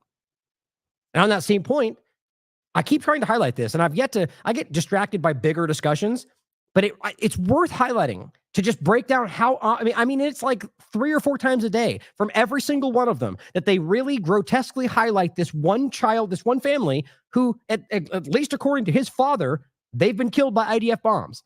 And this is Michael Rappaport on the 30th saying, where is this little baby? This is the Bibas family. And it's the same thing every time. I said, well, killed by IDF bombs according to their father. When I have the link right here, you can listen to him say it. Which I said, yet routinely ignore in order to use their memory to maintain the very bombings that took their lives. Do you not realize how disgustingly perverse that is? But it's constant, guys. Here's another example. This is Aviva Klampas on the 1st, watching home videos of the Bibas family. Why isn't the world screaming for them? The same thing. And I posted under her many times. They know this was a public conversation. This is again on the 31st. Isn't that weird? This weird focus. And if you look through their whole thread, it's not every one of the hostages. It says the Bibas babies are, take them. They're with Perdera. Save the Bibas family. I just put the same link. It's kind of infuriating. And so you can check it out for yourself. Watch the father literally say that they were killed by bombings that were taking place because of Israel. Here's Dan Cohen's tweet where he highlighted, he caught the CBS Mornings. In reporting on the deaths of the Bibas family, the CBS is forced to acknowledge they were killed by Israeli airstrikes, because that's at least what their father admitted.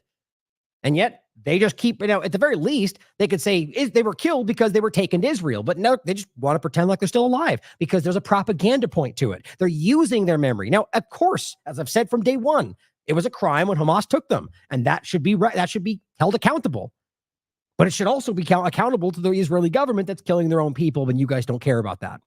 Now, talking about children that were killed, the horrifying image of a child with its head blown off that was provable, that went around the world, got ignored by all the people screaming about the children, except in Ireland and a few other places that had the courage to call this out. This was a powerful moment. This is a member of Irish Parliament his name is Thomas Gould.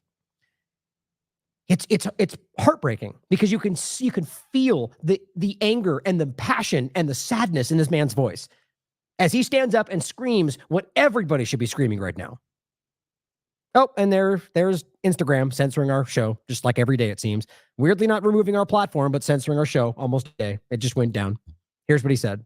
That this state recognises the Palestinian state really has lost a lot of that with what happened on Sunday and the horrific atrocity and the war crimes carried out by the Israeli state. When you look at the photographs and the pictures and the videos that come from there, and you hear the screams of people screaming as the Israeli government burned men, women and children alive. They burned them alive. And the world stands by while 15,000 children are being slaughtered. 35,000 men and women and children. And it's unbelievable, the genocide that's happening. A child with no head, and the Israeli government say it's a mistake. I hope that Benjamin Netanyahu burns in hell the same way them children and their families burned. I hope him and his generals and the far-right government in Israel, that when their God finally brings him to the resting place, that he deserves to burn in hell. Because what is happening now, not alone is it apartheid, not alone is it atrocity and a war crime, it's just horrific. It's just horrific what they're doing. Where is their soul? Where is the soul of the Israeli people that allows their government to do this to children? Where is their humanity? The Israeli people, the Jewish people, after everything the Jewish people have suffered down over the decades, that they would allow their government to do this to other human beings. Human beings. But in the eyes of Netanyahu and this far-right Israeli government, Palestinians are human beings. But today here, the Irish people say, we recognize Palestine. We recognize that they are human beings, just like every one of us. Shame on Israel. Shame on what they've done, and will never be forgotten. Apologize for the low volume. I just, sometimes it's not always easy to tell what the volume is when you're downloading these from before. It's just low. But either way, it's powerful, and it's hard not to see that person clearly has emotion, which tells me that, maybe Ireland is the only government in the world that has morals. But I'm just being facetious to a degree. I think there are people in any country that clearly care about some of these things, but it's hard not to see how consistent Ireland has been on this topic. A lot of them anyway, and you could just tell that is affecting him. A guy that, as far as I can tell, doesn't have anything personal in it. He just recognizes that many children being killed and their lack of doing anything to stop it. It's the same thing that I feel, or plenty of us doing this, that you feel like, even though it's not your responsibility, you feel like you're failing them. You feel like every time you see another child burned to death, or, the one that really got to me the other day, when a child is burned from head to toe and the father couldn't even hug him. couldn't even comfort that child because he was suffering so badly, and he just was calling out to his father. He couldn't do anything about it. These are the things that get to you, that sit with you forever. And you think to yourself late at night, like, why couldn't I have done something more to stop that? You know, and again, I think there are people in the world who actually have integrity and moral and care about human life that are struggling with this right now. Now, this is these are a couple of the articles that we recently put out, or the shows anyway, around the Rafah conversation. And this was about another lie. Israel caught changing their story on Rafah massacre numerous times. We talked about how they deliberately bombed the areas where they told civilians they'd be safe. And that has been broken down by every angle of this conversation. 2371, specifically in Al-Mawasi, was provably told that the leaflets, their own IDF posts, provably, and then they bombed them there. You know, Robert broke this down artfully. Make sure you read this if you have not read this. The Rafah massacre, a detailed rebuttal of Israel's contradicting narratives. I talked about on the TNT show with, I think, Pell North, and, you know, broke down as best I could in that show the important parts of this. But read this. The narratives, it's unbelievably clear. Every time there's juggling narratives, lying left and right until the power structures just go with one of the things they think works best. Now, on that point, from that specific event, Forensic Architecture highlights that Israel claims, this on the first, that the poorly worded 24th of May ICJ ruling actually gave it license to continue attacking Palestinians in Gaza. They're just desperate. I mean, it was explicit what they said. Instead, they're trying to act like, well, they did not give us the right. It's games. It says if it warrants civilians to evacuate the zones, except that they didn't do that. They said go here and then bomb that. They're trying to play it from both sides. But it says, but we have geolocated 3 strikes that were, in fact, within the areas they suggested were safe. So the point is, Forensic Architecture is proving on top of the main one that there's 3 locations they told them to go to that they, in fact, bombed. Nothing new. This has been happening since the moment this started post-October 7th and long before you've been paying attention. On May 6th, Israel told civilians in Rafah to evacuate to an expanded, and this is what we're talking about, specifically, expanded humanitarian area.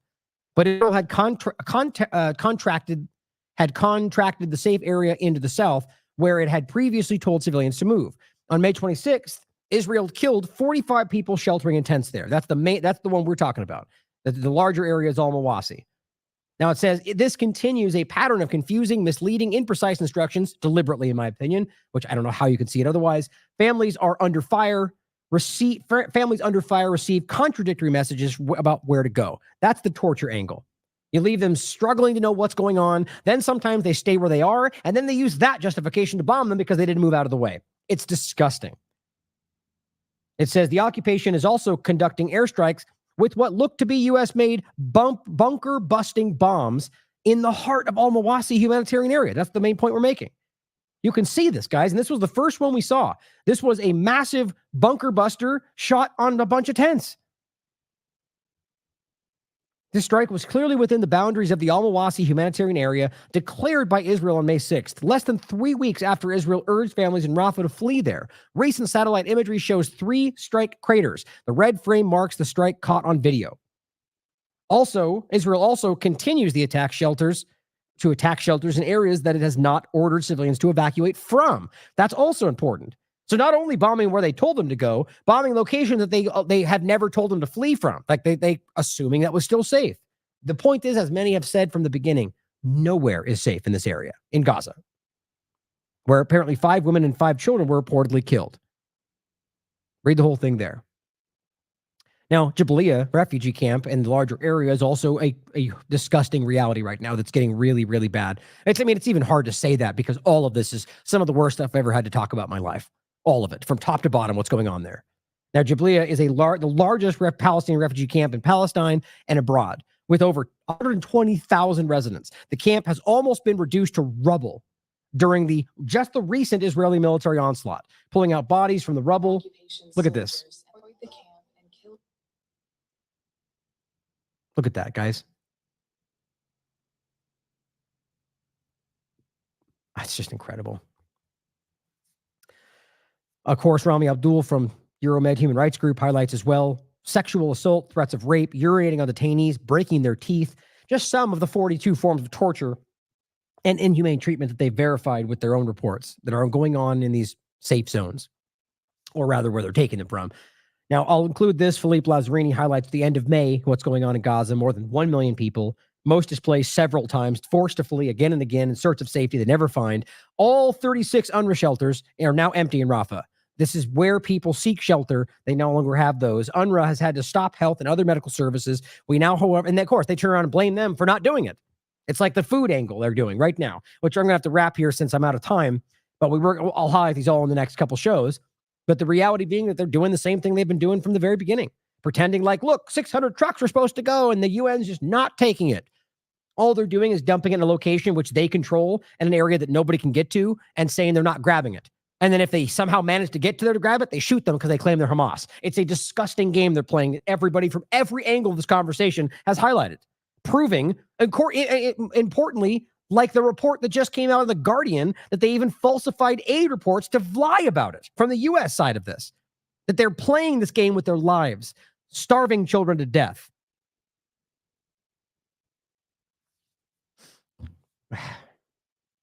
Monica Johnson, I'll play this and we'll wrap up. A Portland nurse returns from Gaza with horrific tales to share. One of the many, but we're pretending like it's not happening in some cases, right? Even though people coming back from all over the world have the same story. A Portland nurse trained in burn care arrived home overnight after weeks treating patients injured in the war in Gaza. Monica Johnston, a burn specialist at Legacy, was part of a medical mission of volunteers.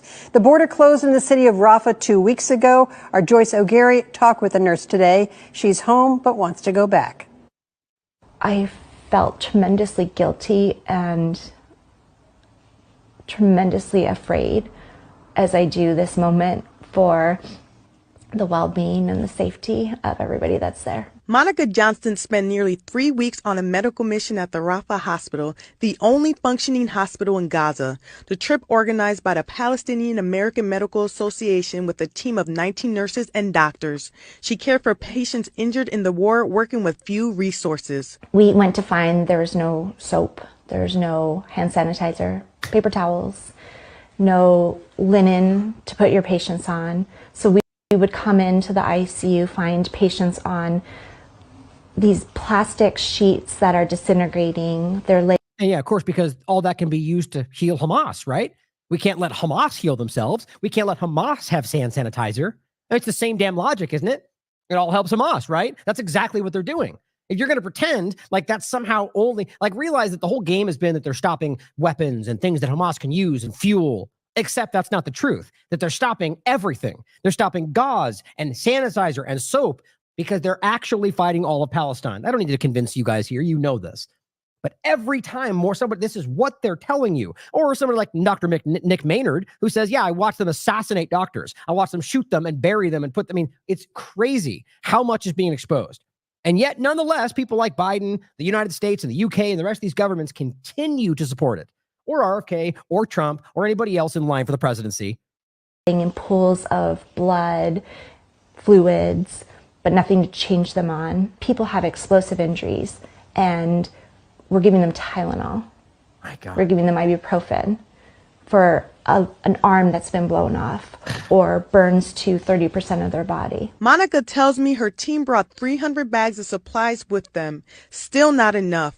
At the end of the mission, Israel closed the main border. They didn't know when they could leave. What I'm going to do is continue to work and do the best work I can while I'm here. I'm going to keep myself as safe as possible. I have my team. She finally was able to leave, but it wasn't easy. Hi guys, I love you. Traveling through the war zone, she saw even more of what was underway. We could see off to our left side little poofs of smoke, and we could hear all the rounds of artillery. And knowing that we were going to have to drive parallel to that once we got the green light, that was scary. Now, the reality is this is not stopping, obviously, and this is important. The Israeli occupation has threatened, according to Quds News Network, the American field hospital in Rafah, apparently the last operational field hospital in the city. Israel has now ordered its operators to evacuate immediately amid an imminent invasion because apparently Hamas and stuff, right? An American field hospital put up by foreign entities that now has to evacuate because Hamas, or really because we don't want anything there that can help Palestinians, if you're actually paying attention. So God only knows what's going to happen to these people since they don't have anywhere else to go. You realize that this is the only place there. So it's full of people with limbs missing, who are sick, who are struggling, who are starving. And they're like, get up and move to a place where there's none of that. Walk down this dusty, dirty road with nothing to help you. Well, you can't even walk because your legs are blown off. But if you don't, we're going to bomb you anyway. That's called freedom in this country. That's what's happening. Now, Abu Sita, one of the other doctors out from London, says this is a summary of the destruction of the health system by Israel. Now imagine, and this is scathing, guys, they've systematically destroying this stuff with no evidence of Hamas. Now imagine how morally bankrupt and complicit European governments have to be for them to nominate Israel for the executive committee ruling the WHO. Because that's what's happening. Here's Aviva Klampus again. Benjamin Netanyahu's been sent a letter signed by all 4 congressional leaders inviting him to deliver another address to Congress in the midst of a genocide, in the midst of ongoing funding to people committing a genocide, in the midst of a decline of a ceasefire to save those lives. You go, hey, come on over, guys. Come on over. Let Netanyahu address the country from our chamber. I mean, it's unreal. And here's the letter itself. He says, I'm thrilled by the privilege to represent Israel before both houses of Congress and to present the truth about our just war against those seeking our lives to the representatives of the American people. Right. So you're going to scream your propaganda from the U.S. podium. It's a just war and they're murderers and that's all that's happening. That's what they're giving him a chance to do. It makes me sick. And your government is a part of this. And here's an example of how they're struggling with this. Here's Matt Miller getting protested outside of his house.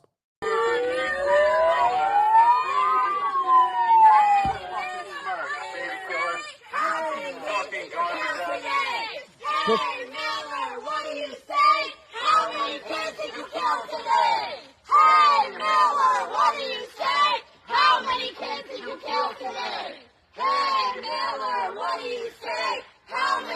Oh, look, apparently he killed 5. He held up a 5 right there. Oh, excuse me, he's waving goodbye, maybe, who knows? But either way, they're chanting in front of Matt Miller's house saying, how many kids have you killed today? Right? And you know what I appreciate about this is they're on the other side of the street, right? They're not calling him at his home, which I think is important despite the fact that we can make a fair argument why none of these people should be walking free and having the comfortable, not to be. My point, though, is that gives them the opportunity to shut this down as violent, right? But I don't like the idea of doing anything that crosses those lines, even if we feel just in doing so, because it creates the dynamic that they want. They want to be able to frame it that way. But I like the fact that he has to suffer through that because that's who he is. He is gaslighting for genocide, and he knows it. You can see it on his face. So as he's there and going in and out of his own home, his neighbors are hearing that. How many kids have you murdered today, Matt Miller? That I guarantee you that makes him crazy. And all he can do is wave, hey, guys, number 5. In any case, this is the reality of where we are. Now, I'm going to leave it there for today. I've got a lot more I could talk about, but we're going to pick it up in the next I'm going to shoot for tomorrow, but I got some family in town, so we're going to be doing a couple different things, which will be a little bit more complicated. But in any case, we're going to keep talking about this, and we should, and I'll end with the fact that I know there are people that in general may think that I'm over focusing on this topic, but and maybe you're right. I said the same thing during the COVID-19 illusion. And we remember how that worked out, right? I mean, even 2 months in, 3 months in, people are saying, stop talking about this. Well, it was an earth-shattering event, and it still is. And I think it's still, now there are people that are telling me to go back to talk about that topic. My point is I'll always trust my gut. And I could be wrong like anybody else. And even then, I'm still covering other things. My point is that this is easily, no matter what anybody thinks about it, an earth-changing event. And I think it's monumentally important that we continue to document what's happening. And even though the comments are that, look, the mainstream media is covering it too. Well, if you think that we're doing the same thing, you're not really paying attention to the work. Because what the corporate media is doing is trying to cement this to the whole problem, to continue the problem. We're trying to highlight the truth that's always been there against what they're doing to stop the problem. And it's important that we challenge these half narratives as it goes forward. But I will continue to cover others as well. But there will come a time when this, like anything else, will dissipate to a degree in the conversation and we'll cover. I just think it's important that I trust my gut. I always have. I listen to you guys. That's why I'm saying this. But I will always trust what I think is right. And right now, I feel it in my bones that this is something we need to continue to talk about. So look, and if that's not something you want to hear, no offense to me. I hope even if you like what I'm doing, that you're still watching other independent media. please do so. Especially, there's plenty of good people out there doing really good work, talking about all sorts of other things, COVID entirely, medical freedom entirely, or, a mixed bag of all of it. I hope you're doing that. But just know that I'm going to continue to do what I think is right and cover what I think is most important, what I think everybody should be highlighting. But I respect your opinion to watch other things or to share what you think. I hope you will reach out to me. Tell me what you think. I do listen. I read everything. But thank you for being here, guys, and supporting this platform and continue to support our interest in, trying to change the world for the better in any small way we can as we wade through more resistance and more detriment and more personal attack and more personal sacrifice that, anything I've ever done in my life, I've never had to deal with more attacks and more, losing this and accounts being shut down and being censored. Like I said before, I'm right with this. I know I'm doing the right thing. I know that I'm fighting for the right things, and I'll live with that for the rest of my life because I'm good with that. I know I'm on the right side of this, but I also know that I'm going to deal with the consequences of doing the right thing probably for the rest of my life, and I'm good with that because it's important. So thank you for being here and supporting this platform and anybody else that I think, doing what they think is right. I love you all. As always, question everything. Come to your own conclusions. Stay vigilant.